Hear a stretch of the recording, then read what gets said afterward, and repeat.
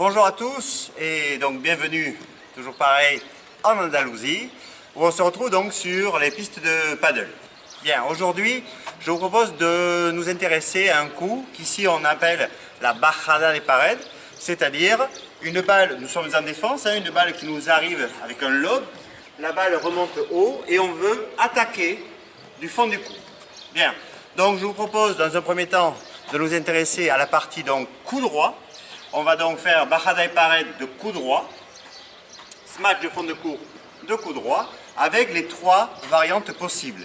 En effet, je vais vous proposer donc de jouer le coup parallèle, là je suis donc sur la droite, le coup donc parallèle, puis ensuite le coup au milieu, qui est un coup classique, là où justement ne sont pas les deux adversaires, et puis le coup qui est un peu particulier, que vous avez certainement dû voir sur les vidéos du World Paddle Pro Tour, le coup qui est justement très croisé et qui va donc mourir dans la partie du grillage à côté du filet.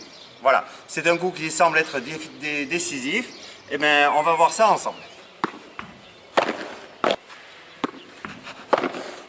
Centro.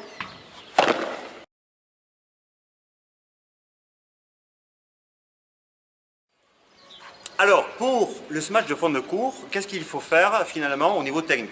Alors, au niveau technique, évidemment, comme pour le revers, vous le verrez dans la semaine prochaine, il faut absolument que la balle soit devant vous.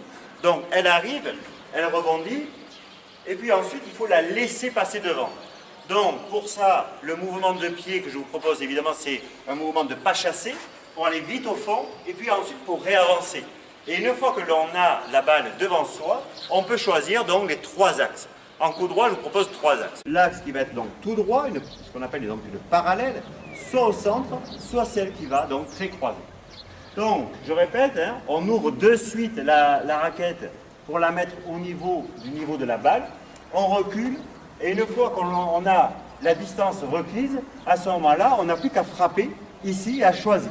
Alors, comment est-ce qu'on fait pour choisir si on la joue ici, ici ou ici, c'est-à-dire parallèle au centre ou très croisée? En fait, c'est tout simplement l'axe des pieds. Alors, l'axe des pieds ici est très important. Si évidemment je croise beaucoup les pieds, la balle aura tendance à partir parallèle. Si maintenant je veux la jouer au centre, il faut absolument que la pointe de mes pieds ici soit dans la direction du centre.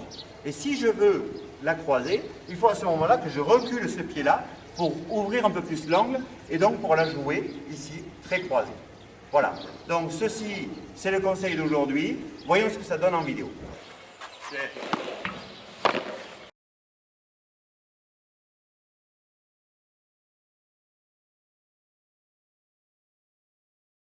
Allez là.